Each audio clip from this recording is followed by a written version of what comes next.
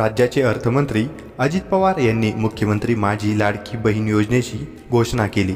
या योजनेअंतर्गत 21 ते 60 वयोगटातील महिलांना सरकार दरमहा 1500 रुपये देणार आहे। कोणत्या महिलांना लाभ मिळणार?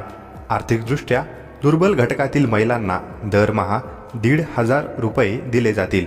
21 ते 60 वयोगटातील विवाहित, विधवा, घटस्फोटित, परित्यक्ता आणि निराधार महिलांना या योजनेचा लाभ मिळेल। ज्यांचे एकत्रित वार्षिक कौटुंबिक उत्पन्न 2.5 लाख रुपयांपेक्षा कमी आहे अशा महिलेच्या खात्यात दरमहा 1500 रुपये जमा केले जाणार। योजना कधीपासून लागू?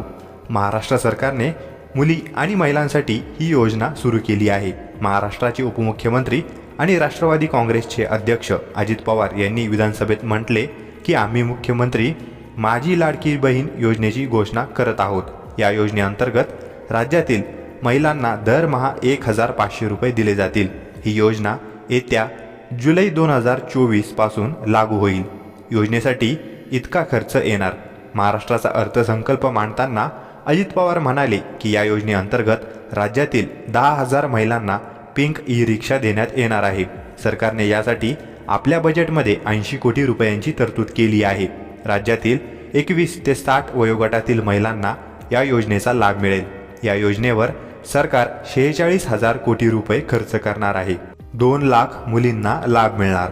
राज्यातील ओबीसी आणि ईडब्ल्यूएस प्रवर्गातील ज्या मुली उच्च शिक्षणासाठी महाविद्यालयांमध्ये प्रवेश घेतील त्यांचे फी माफ करण्यात येईल असेही सरकारने म्हटले। या योजनेअंतर्गत दरवर्षी 2 लाख मुलींना लाभ देण्याची योजना आहे। यासाठी दरवर्षी 2000 कोटी रुपये खर्च केले जाणार आहेत।